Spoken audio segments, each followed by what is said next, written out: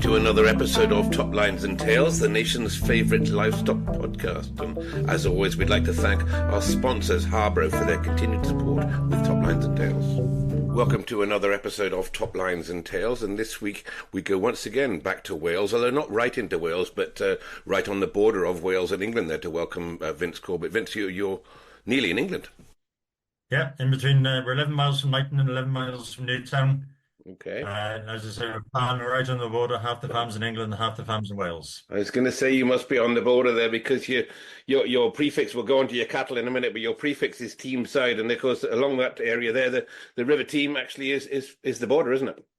It is the border, yeah. We're about 3 miles from the source, and we chose Team side with the Limousins initially, and then when we went into Charolais later on, somebody had already taken the Team side prefix, which is why we're Team with the Charolais. Okay. The River Team with us is about 10 foot wide at the moment and about 6 inches deep, so it's pretty shallow. I lived in a place called Stockton on Team, so just down the river from Tenbury Wells there, so I know the Team, and it was a lot bigger and a lot more fish in it by the time we got that part of the world. Yeah. And not from there originally, though, Vince. Just give us a little bit of a précis of where you came from and how you managed to get there into Wales. Yeah, I was born in Bridgend. My father's a chartered surveyor, and the farm had actually been in the Corbett family for over 200 years. And my father's godfather left it to him. And when he was somewhere in the region of 50 years old, he retired up to Mid Wales. He left. He worked for Cook and Arkwright in Bridgend. He left there, we came up here. And then in 1976, we came up here. I was 10, coming 11 years old. Okay. And then when I left school, then I went to Newtown Tech and then Walford College. And all I ever really wanted to do was farm. And then I met my wife, Melita, and we married in 1989. And I've got 3 sisters. And my father always said he wouldn't give me anything because I was one of 4. So why should I just inherit whatever? So to cut a long story short, on the 1st of December 1995, my wife and we bought the farm off him. So technically, I bought my mother's share and Melita bought my father's share. And we started farming in 1995. And that border there round about Knighton, well, the whole of that Welsh border, I suppose, is obviously steeped in history. I mean, you've got Offa's Dyke across there that was built probably in your area, I guess, and a lot of that history was, that was built to keep the English out or the Welsh out, depending which side you sit on. Yeah, well, Offa's Dyke runs through Knighton. We're 11 miles from Knighton, so we don't actually see the dyke from here. But as you're driving up the Team Valley, if you're coming from Knighton, basically everything on the right-hand side is England, and everything on the left-hand side is Wales. And until you come to where we live, and then the river takes a right-angle turn. So a lot of people assume that we're in England because we're on the right-hand side, but the border actually goes right through the middle of the farm. Okay, so you've got land on both sides, different postcodes. I know a friend of mine farms both sides of the borders in Scotland, and the postcode, it gives the posties a nightmare. Yeah, well, luckily everything goes through the Welsh side. I mean, it sort of works quite handily in a way because everybody's the same. I think people on the English side have got a Welsh postcode, but the Welsh side have got a Welsh postcode, so it's sort of sorts itself out right. I was at school on the borders of Wales, a place called Lucton, and there were there were a lot of Welsh and a lot of English there, and we had a lot of fights over that. I'm born on the English side myself, but my grandmother did come from Pontypool, so I've got a little bit of Welsh in me as well. And we used to buy a lot of suckle calves in Knighton, I suppose, going back before your time there, but mainly be Hereford Cross back then, but it's a big suckle calf country, or used to be anyway. Yeah, you used to get over 1,000 suckle calves at October weaning sales, and there's a bit like everything within the cattle industry. Numbers are getting a bit tighter, and numbers are getting smaller, but it's still a good centre for selling cattle. It is, yeah, for commercial cattle. Used to be the Radnor and Knighton Calf Sale Association, if I remember right, and there were 4 or 5 of them around there. But yeah, we'd buy 300 or 400 calves out of those back in those days. And you say you moved there in 1976. What like a farm is it there, Vince? It'd be some fairly hard land, some of that land around. No, it'd be good down to the river, I suppose, and then some highland. Well, it's a very narrow valley. Our bottom ground is 1,000 foot up, and we go up to 1,400. All right. And there's a big difference between the English ground and the Welsh ground. The English ground is red soil, and for the area is quite fertile, whereas the Rednish side is a harder type of soil, but it's more stony, so it swings around a bit. So Rednish side is drier for the winter, which works well, and then the English side sort of grows more grass in the summer. But it is a hard farm. There's some steep banks, which is partly why we concentrate so much on the legs of the cattle, because any indiscrepancies in the legs and the banks will sort them out, sort of thing. So Okay, that's good. That's good news. We'll go on to chat about that side of it again in a second. And some of that ground, Herefordshire, there'd be potato growers there. There'd be potatoes that far up to you along the two no, valley. no, no, no, no. No. But there wouldn't be any potatoes for, I don't know, 25. Well, as you say, probably we're 25 miles from Lucton. You said about Lucton. We're about 25, 26 miles away from Lucton. That'd be potato ground, I suppose. But Yes, yes. that's about as far as it comes up, I think. Okay, okay, okay. And the steep ground there. We'll go on to your cattle, as I said, in a second. But you run a lot of sheep. It's sheep country there, isn't it? So what sort of sheep do you run, and how many, and why? It is sheep country. We're running 1,000 easy cares. We're all easy cares. My brother-in-law farmed at Dolly, which is sort of from us halfway to Llandrindod Wells, and sadly he lost the battle with cancer back in 2018, and he'd gone into the easy cares. And at the time, I was very, very skeptical. And I said, "Well, our ground's too hard. They've got no wool. They're never going to stick the winters. They're never going to stick the rain." And anyway, we tried a few, and I was very, very surprised and pleased with the results. Okay. Give me a little And bit of a background. Give our listeners a little bit of a background on easy care. The word easy care sounds New Zealand, I guess. So that'd be the well, origins. the easy care, I think it's a cross between a Wiltshire Horn Tap basically and I think it's a South Welsh Mountain ewe. So there's a few different types within the breed because it's relatively a new breed. They basically grow wool in the winter and then they shed it in the summer, so there's no need for shearing. But then there's a lot of the ewes nowadays don't actually grow wool at all, particularly. Okay. And so obviously there's no shearing, there's no tailing, there's no dagging, there's no having to shear the bellies out for when you're taking them to the abattoir or the market in the winter. And then because there's no wool, you don't have to put click on the lambs in the summer to stop them from flies because there's no wools for the fly to get onto. And easy cares is a myth. There's nothing easy about them apart from the wool side of it. Okay. You still have to farm them properly and look after them, care for them, and feed them and land them and all that shit. But there's in the wool side of it, there's no work. Okay, and you say you're the high ground there, and you're skeptical, but you obviously they suited you, so they do stand the high ground, and we cold up in those mountains. Yeah, we like I said, most of our users spend the winter on well, it seems the wrong way around, but most of our users spend the winter on the top ground at sort of 1,400 foot. We land them at 1,400 foot, and they adapt well. I mean, the thing is, they never get completely soaking wet because they just shake and the water's gone. So they do stick it very, very well. They're a hard sheep. And within the easy cares, you have your harder types and your softer types. But our easy cares on our farm, the ewes will scan at 170, 75%, and the yearling ewes will scan at 150 something percent. We don't lamb the ewe lambs, but for our type of farm, that's a good lambing percentage, which we're very pleased with. That's a tremendous lambing percentage for a hill ewe for any breed, and just the Wiltshire Horn. Wiltshires are a fairly big sheep. I suppose that would put a bit of size into those Welsh ewes as well. And the Welsh ewe itself has improved, hasn't it, over the last few years? But what sort of size of lambs are you talking out there? A bit of strength. Yeah, we're selling. Well, we sell nearly all the lambs on the dead. Well, we sell for breeding as well, but the ones that we're selling on the dead, we sell straight to Llanidloes abattoir, and we basically don't consider sending them until they're 42 or 43 kilos. Okay. Okay. So obviously, some of the tail enders are going to have a bit of feed to get them there, but they will go up to that weight because when we used to have all a dog Ethley type of Welsh, and they're very good sheep, but the lambs are just too small. They're not coming to enough money to finish with. Okay, fair enough. And what top are you putting across those? No, we put easy cares on everything, and then we're selling easy care tops, and we just sold 200 easy care yearling ewes for breeding, and we just I believe the same as the cattle. I personally believe that if you breed purebred, what you're looking for is genetical improvement. So if you breed everything pure, you've got a bigger pull gene to pull your next generation from.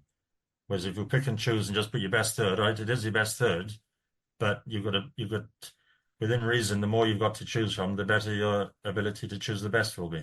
Okay, that's sound reasoning. So you keep them all pure. So you use an easy care ram on your easy care ewes and running pure. And how long have you been? You say you've been doing that for a while. So my brother-in-law died in 2018, and like I say, we sort of, I suppose the word we inherited some ewes from him. And from then we bought a few to go to them and bred them more. And we got to the stage last year, we got the numbers where we wanted them, and we started to sell some surplus ones as well. Yeah. And is there a easy care breed society going on? I mean, show ring and Uh, that sort of thing with them? there is an easy care society as such, but then the whole theory of an easy care, it's a crossbred, so there's no paperwork particularly with it. I mean, we've just literally today we've had the results back from the scrape. We've scrapie tested the tups for sale and myostatin them, and those results come back today. And the more information you can give to your purchasers, the better. But there's no actual pedigree certificates because they're not a pedigree breed. Sure, but like the Mill Society, well, I'd say like the Blackies, Yeah. but if I said like the Blackies, I'd get shot because obviously the Blackies don't have a Yeah.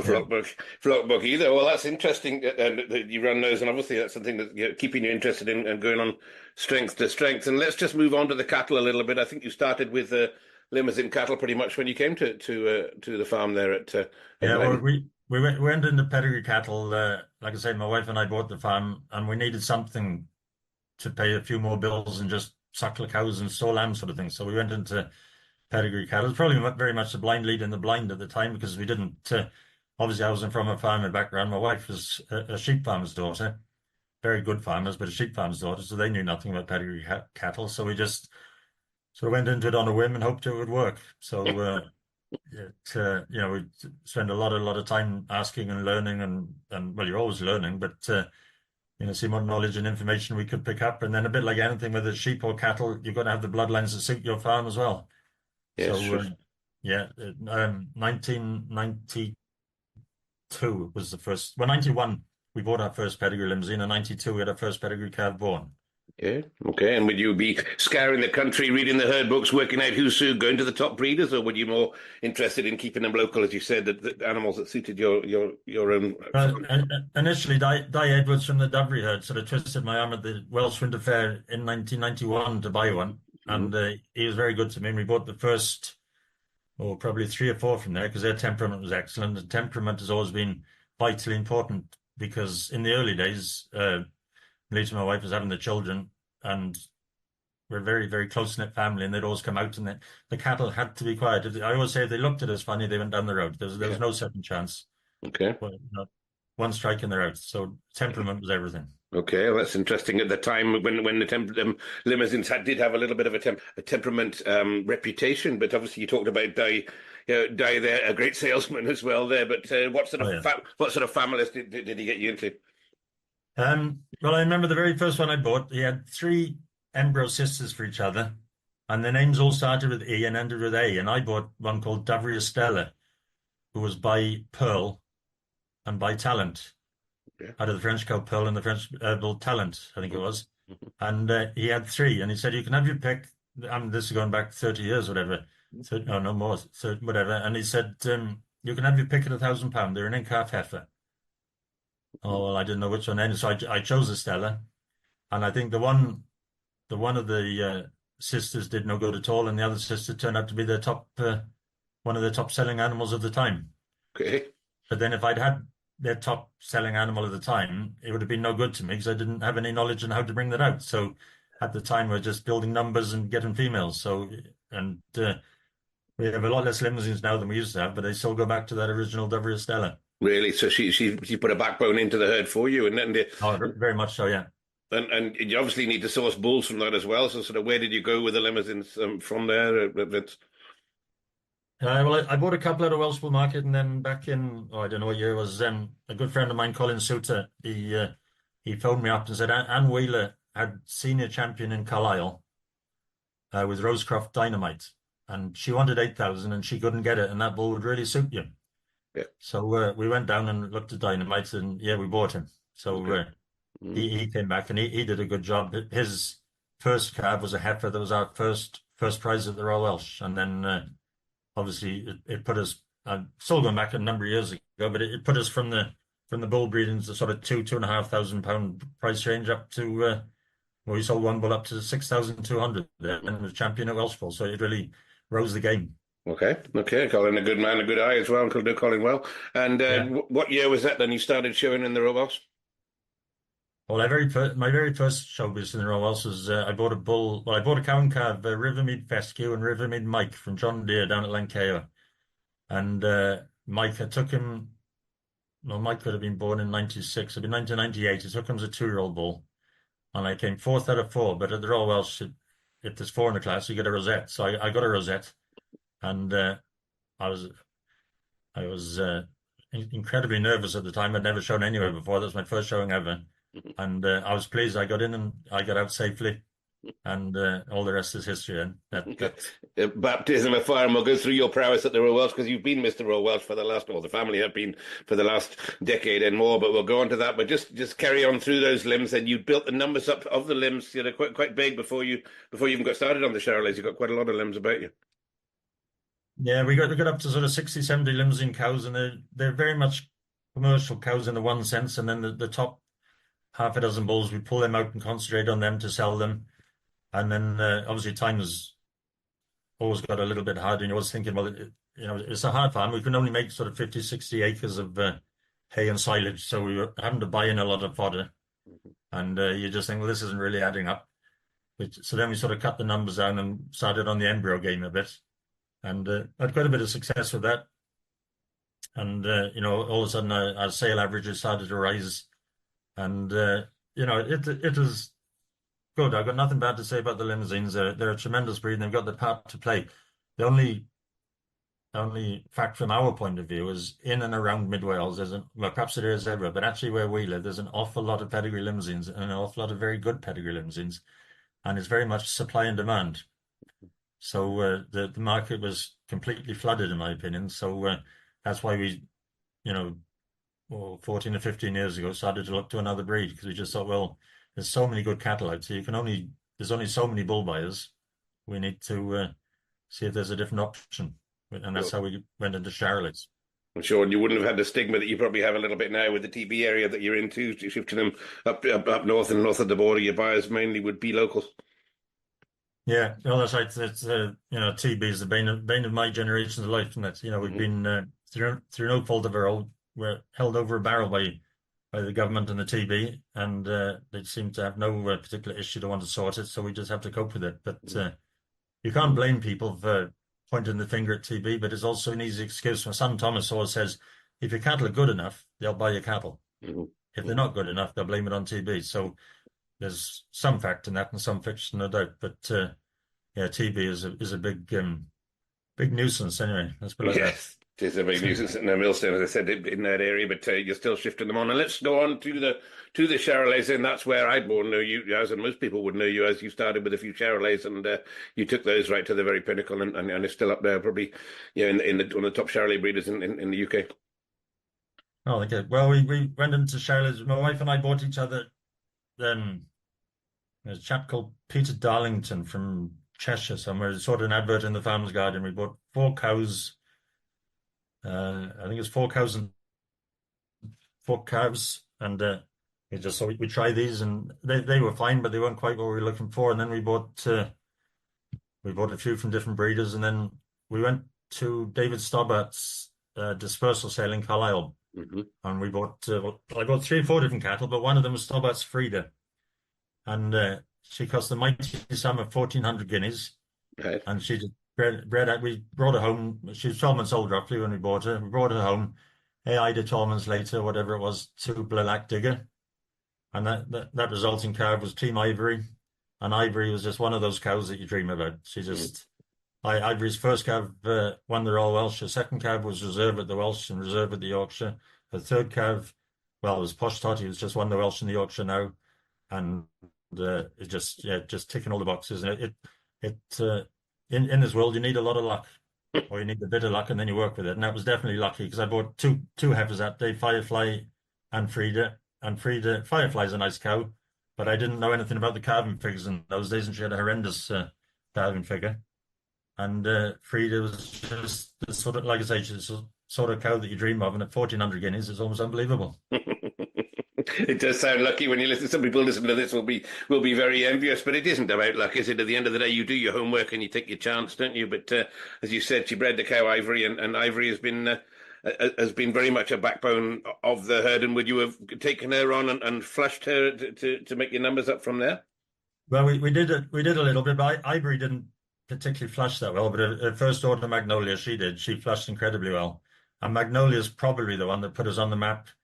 Mostly because Magnolia in 2018, we took her to the Yorkshire, and she came second to Sportsman's Maisie, who went on to be interbreed champion that day. And then Magnolia came down to the Welsh then a fortnight later, and she won champion. Okay. And then she flushed incredibly well. At the moment, she's had, she's expecting between embryos and natural. She's expecting her 20th calf at the moment. Okay. Well, And for mid Wales breeders, she's got a good average on her bull cows. We had one bull cow up in Stirling 18 months ago in the February that sold for 9,500. okay. And then we've had grandsons up to 9,000. And Magnolia's been the one that, in our opinion, has put us on the map. She's a bit of a family, well, not pet really, but everything we've ever done is been the family. We always say it's a family affair because a bit like a fortnight ago, or a month ago, we're up at the Yorkshire. Well, Thomas took Posh Toddy to the Yorkshire, and then me and Melita and Grace went up on the Wednesday. And when we're at the Yorkshire, I think it was Ruth came home on the Wednesday, my second daughter, with her husband to feed and go around all the things. And then on the Thursday, my eldest daughter, Eva, and her husband came round. Because we don't employ anyone, we just do it within the family. So it's all, whether it's halter training or washing or breaking or showing or feeding at home, it's always a family affair. They'll get their hands on. Oh, that's brilliant to have that and the commitment from all of them. And just talk us through your family. You mentioned your daughters there as well as your son. Your son Thomas at home, I think, but your daughters all done very well for themselves too. Yeah, Eva, my eldest daughter, she's a vet. She started off as a large animal vet in Montgomery, and then she moved to Copthorne and Shrewsbury, and she's now a lead vet in Telford. And then Ruth, our second daughter, is a physiotherapist, and she's expecting her first grandchild in November. So this year she wasn't allowed to help with the showing. And then Grace, our youngest, is a solicitor. So they've all done very, very well. That sounds like a handy set of professionals you've got around you there with a physio and a vet and a solicitor. They're all very much needed in the farming world, and well done to all of them. And let's just go on to some of the bulls you used. I just did a bit of research. You paid 28,000 for a Balthaut bull. Balthaut from Major Walter, of course, well known there. Just talk us through him. Yeah, well, Thomas has done quite a bit of work for different people, and luckily for him and for us, he's brought an terrific amount of knowledge home. But he was actually working in Carlisle in the Limousin sale. Then he went up to the Stirling sale and he was looking for it. But we knew we were looking for a bull. And he phoned us up about 10 o'clock at night and he said, I've just got to Stirling market. There's actually only one bull stood up in the whole market. And that's the bull I'm going to buy. That's exactly what we're looking for. Well, then, luckily or unluckily, or fate would have it, that turned out to be champion the next day and make the most money, which was what it was. And then Ranger came home. He's a beautiful bull. The temperament was impeccable. And then I don't know why, but he served 10 cows and then he went infertile. Oh. So that was a bitter blow. It is a blow when he serves some cows because obviously that nulls the insurance once he's worked once, doesn't it? So luckily, it doesn't because Major Walters, when Thomas sent us him afterwards, he said, well, I'll insure the bull for 6 months. Okay. And Thomas is on the phone. We say, well, that's good. Insure him for the second 6 months because it's too much. Like I say, we're just hill farms. We're not money people. You can't afford to lose it. You have to insure it. So Thomas insured him for the second 6 months. Well, then I said about Magnolia before. Magnolia, we were going to flush at a Ranger. So in the following May or June, we flushed Magnolia, natural service to Ranger. And when Spike came and did the embryos, there was something like 15 embryos that were perfect in every way, but totally unfertilized. Okay. So in the one sense, because of that, the insurance company immediately acknowledged the fact that it was the bull, not our cow's fertility. Sure. So they said, you don't need to test the cows. We needed to test Rangers. We tested Ranger and there's absolutely nothing. There's no swimmers. There's absolutely nothing. So they said, rest him for 3 months. And at the end of the 3 months, it was like a fortnight before the insurance ran out. So I tested him again after 3 months and still absolutely nothing. So away he went, but we didn't have time. At 28,000, you can't give him another 6 months to see if he comes right because you can't afford to lose that sort of money. But no, of course. And but you did get calves on the ground often. Yeah, we had 10 calves off the ground, and how can you put it? At 28,000, when you see those 10 calves, he wasn't too dear. If he'd had 30 calves like that for 3 or 4 years on the trot, it'd have been one of the best bulls he'd ever bought. His first heifer this time came first at the Royal Welsh. We sold his first bull calf at 14 months in Welsh bull, now at 5,800. Yeah. And very, very pleased with him. It was just a great shame that he went. But Yeah, indeed. And let's just talk through your showing. You got the drug for showing. I think well, this year every time I open the paper, your pictures on the front page there, winning not just shows but interbreeds there. And you said it's a family affair. And the animals are showing this year. Posh Totty. That's probably not the most politically correct name in this day and age. But talk me through talk me through how she got there and the rest of your show team. Yeah, well, Posh Totty, she was born. Whatever year she was born, the Royal Welsh was cancelled on her summer, so to speak. And that summer, we took her to Shropshire show. Suddenly realised that the Royal Welsh had been cancelled, so they'd have a smaller show, but on that Royal Welsh Saturday. It's the COVID time. Yeah, so I said I've always liked Posh Totty. Let's take her to Shropshire. So we took her to Shropshire, and she wasn't particularly in show condition, but I just wanted to give her an outing. Anyway, so that went well, and she. I'm not sure there's any other Charolais there, if I'm honest, so I can't say she won because there's nothing else there. But we took her then. She looked well and she behaved perfectly, which is the main criteria. Yeah. And then the following year, we took her to the Royal Welsh, which should be 2 years ago to now. And she calved in April, and Tom said, "You'll never get her fit enough." And I said, "No, that's fair enough, but I'm going to try." So I tried to get her fit enough, and she's nearly fit enough. She was reserve breed champion at the Welsh 2 years ago. Okay. So we brought her home and left her mature and had another calf. And about 12 months ago to now, I said to Thomas, "I think I'm going to show Posh Totty next year." And obviously, he said, "Well, yeah, there's a lot of boxes to tick first. You've got to, first and foremost, we have a whole herd TB test in December, so you've got to get through that. And then she's got to calve successfully, and then she's got to have a nice tank of milk, and then also she's got to have a calf that looks nice, because we bought Loch End Shell at this stage, and we didn't quite know what his calves are going to be like. Loch End Shell from Ian Miller." Okay. And so as we said, well, if she ticks all those boxes, then we'll think about it. So we got after Christmas, and obviously TB was good, and she calved, and so I said, "Yeah, we'll give it a go. We'll feed her up and see how she does." And obviously she did well, so we're pleased with that. And that was this year you're talking now. Then was that last? Yeah, that was this year. Okay. And then we had a couple. We had Teen Totty. That was an embryo daughter of hers. But she came first last year and was at the Yorkshire, first at the Royal Welsh, and first at 3 counties. So we had her out on the show team, and she came first again at the Royal Welsh, and then her and another 2-year-old heifer, Tilly, they were interbreed pairs at the Royal Welsh. But then Tilly was by Magnolia that won the Welsh. Everything seems to go back to Stobbart's Frida. It's quite ironic, but like I say, you just need that one cow. So. Incredible when you get a family like that. But as I said, this year you would have had a hell of a sideboard of silverware. I think you won you won the interbreed at the 3 counties as well, and you won Burwharton, of course, last week, which is Burwharton's no slouch of a show. That's always a good show of stock there for all breeds. Oh, tremendous! We won the 3 counties last year. We didn't go to the 3 counties this year because Melita's nephew was getting married on that day, so we had to wave goodbye to that one for this year. But yeah, we had interbreed last year at the 3 counties, and like you said, last week we went to Burwharton with Totty, Posh Totty's daughter, and luckily enough, we came top of the tree with that one. So that was it's always nice when the next generation steps up to the plate, isn't it? It certainly is, and you'll be looking forward to more of those coming through that same one. And I mentioned flushing just now. You talked about flushing with the Limousins. Have you got a flushing program going on with these now? Are you implanting embryos left or freezing embryos left, right, and centre, or is it still just going slowly? Well, a couple of. On the S year, so that 2 years ago, maybe, or 3 years ago, we had 24 or 5 embryos born in the 1 year, which boosted our numbers terrific. But now we're just sort of doing 4 or 5 embryos a year from chosen ones, because we don't want numbers as such. We just want the quality. Just want the quality, yeah. So we got up to 30 breeding cows. Well, all of a sudden, those 30 breeding cows are turning into the cows that we want. They're not just the numbers; they're the right cows. So if you've got the right cows and a small select number of embryos, hopefully it'll breed us what we're looking for. That's exactly the way, isn't it? Get your cows good enough, and you can put any bull. And then you mentioned the Loch End bull, of course, from Ian Miller, and Ian now dispersed the herd there, but always some great back breeding there. Ian, a great fella as well.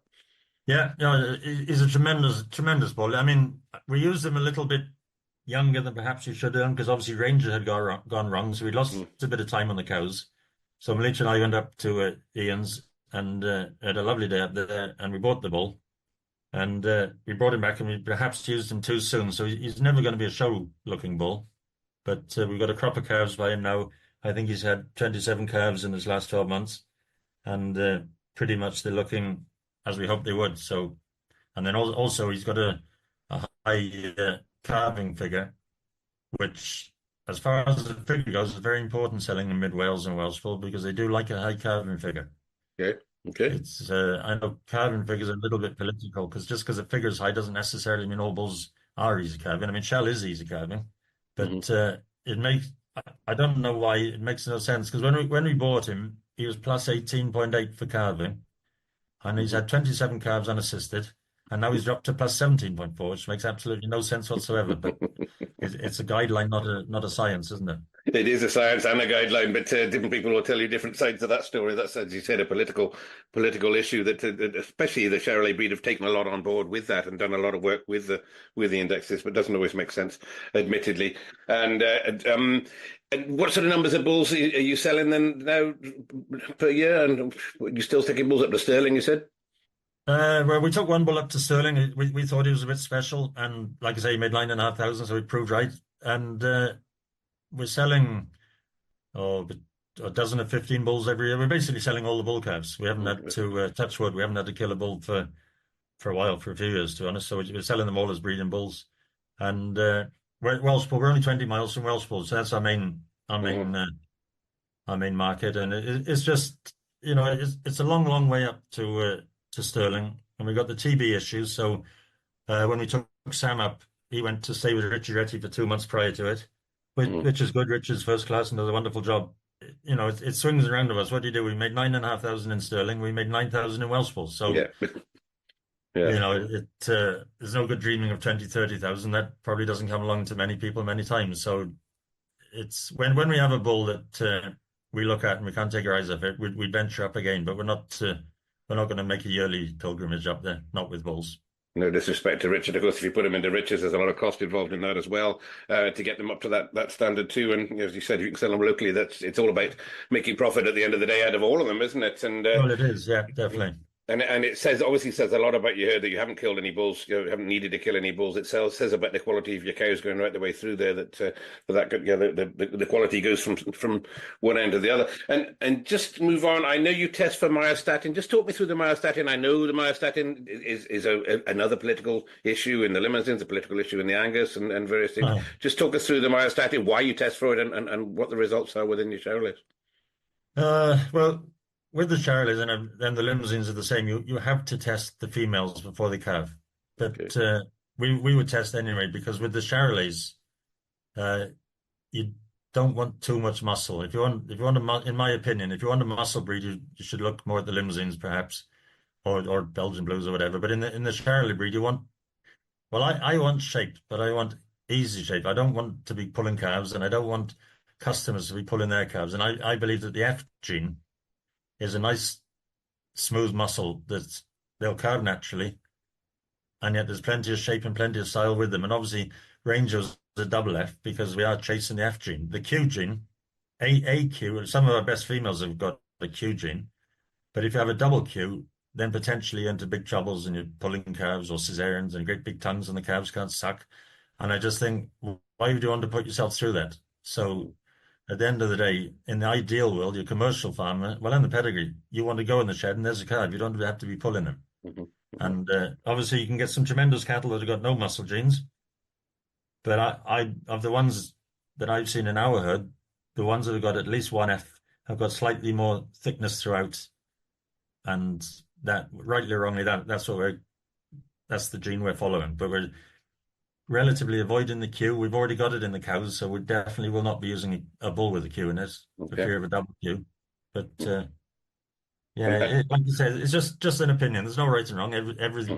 Everybody's got their own opinion. And excuse my ignorance here, do most people within the Charolais breed to test myostatin and publish their results? Is that something you can find from everywhere you want to buy a bull? Every cow that calves has to be tested. Okay. So if you care to look the cow up, you'll have a 50% chance of because each cow and bull has two genes. Mm-hmm. So you can relatively have a guess at what they've got. Obviously, if the cow's 0-0 and the bull's 0-0, you guarantee there's no muscle genes. Okay. And some people care about it, some people don't care about it. Like in this area, there's a lot of people running Salur cows. Well, they want that. We've had customers and they want a Q gene. I said, I want a Q gene because a Salur will carve anything and I want Hmm. more shape. So obviously that's their opinion. They're bound to be right. But Hmm. then I would argue that you can have an F bull that's got equal shape, but it's just the double Q that we're trying to avoid. Okay. Okay. If you could guarantee a single Q, we'd use it a bit more, but you can't. If you've got Hmm. one Q and put on another Q, you could have a double, which is no good. Okay. Okay. And you say you've still got the Limousins. How many Limousins cows you keep there now? Obviously, and how does that theory apply to the limbs? Oh yeah, well the limbs we're only running half a dozen limbs in cows now, and it's a little bit more. I mean, the limbs is all about muscle, isn't it? Hmm. So it's a little bit more. We're trying to breed one Q into the limousines with one F, and sometimes you've got to roll the dice, you know. But we've been fairly fortuitous with that, and like because we're not running a bull with the limbs, we can choose the bull more accurately. Okay. Yeah. Yeah. Makes So sense. a cow that's got a Q, we put a double F on, and if a cow's got a double F, we can put a bull with a Q on. So you can sort Okay. of mix and match a little bit more. Okay. Okay. Obviously, maybe it doesn't keep the consistency right through the herd, but if you're right, if that's what you're after, and that's what your clients want as well, that works right. And just going back to the Charolais, the World Charolais Congress was held. I think it was last year, or the year before, and you got involved in that there, I think, on the farm. Yeah, two years ago, yeah, we were very honored and privileged to do that, and there was something like 200 delegates from all over the world. It was some of their attitudes was mind blowing. I forget what his actual name was, but Mr. Montana, we called him. He seemed to own half of America, and he got thousands and thousands of cows. And then you speak to other people from Poland or New Mexico or wherever, and it's just there's so many people from all over the world, and you breed in the same. They have the same name. They're Charolais, and yet there's so many variations of what the world is producing. It was fascinating, wasn't it? Luckily, all of my children have managed to come home because the girls have all got professional jobs. You can't necessarily guarantee they can come home Mhm.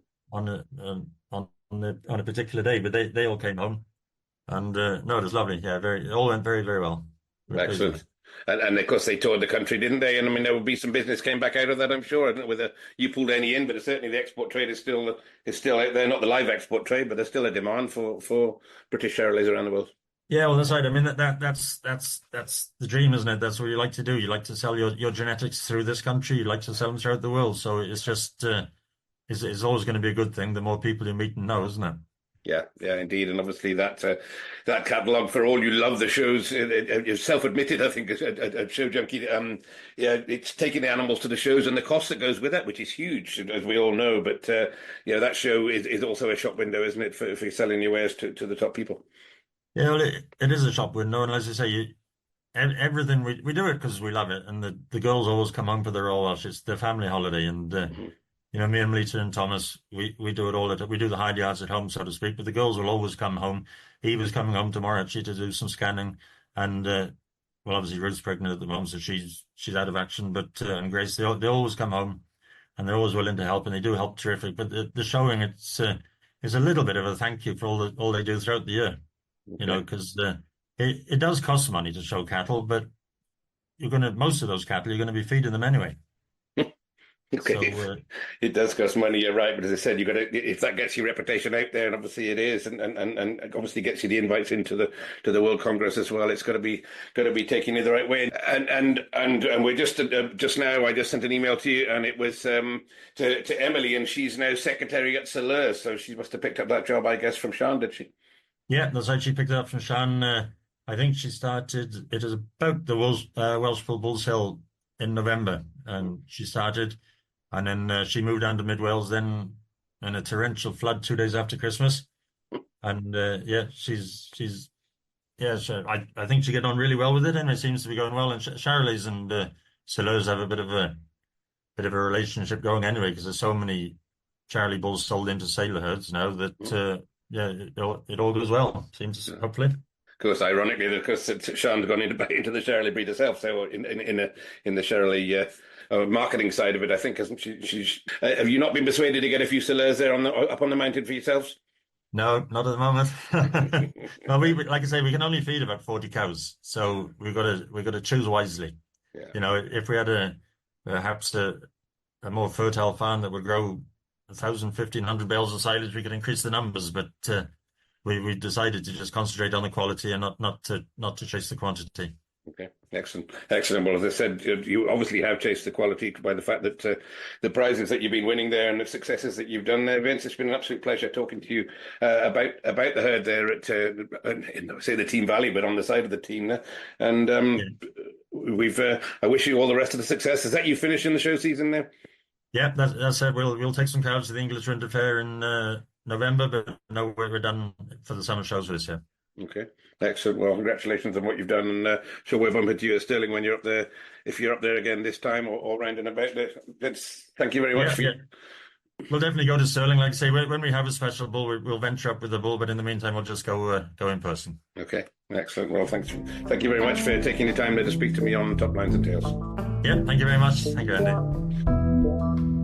Thank you for listening to this week's episode of Top Lines and Tails podcast. And as always, we're very grateful to the partnership and sponsorship that we have from Harborough. And Harborough, of course, are suppliers and manufacturers of high quality nutrition and, of course, nutritional advice and a whole range of products they have out there that'll keep you through the whole year. And as we're going into autumn now, why don't you have a look at Harborough's range of energy and mineral buckets for cattle and sheep there? And they get in touch with your local representative and see how they and their other range of products that can help you this autumn and always in your farming and livestock enterprise.